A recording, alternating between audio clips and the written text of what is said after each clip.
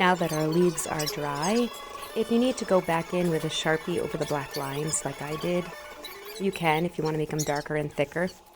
You don't have to do this step, but I just wanted to make my leaf stand out a bit more. And then I'm going to my paint. We're using Q-tips. Please only put the Q-tip in one color so we don't mix the colors. And we are starting with our dots. You'll only get about 3 or 4 dots per dip in the paint. And we're going with the curve of the leaf. Start with the inside of your leaf so that your arm doesn't have to touch the wet paint on the outside. And mix the colors. Don't mix the colors. I stayed with warm colors on the inside of my leaf, just like I painted it. I used white as a color to break up the other colors. I used darker red on top of the red. I used red on top of the orange. Some yellow mixed in there.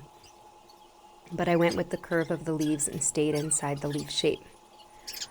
Once I was done making the dots inside the leaf, I started with my cool colors on the outside.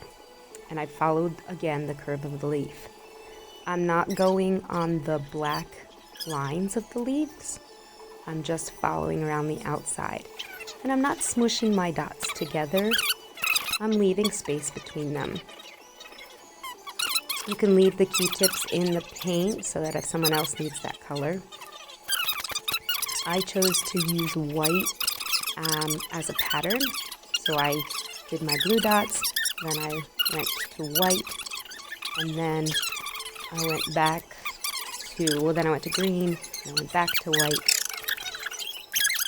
to create a pattern. You can do the colors how you want, but you want the dots to follow the shape of the leaf. That's what's going to give it the look that the Aboriginal artwork had. We're filling all the spaces. Remember, backgrounds were never blank, so this will take a little bit of time. You have to be careful with your arm so that you don't smush into your wet dots.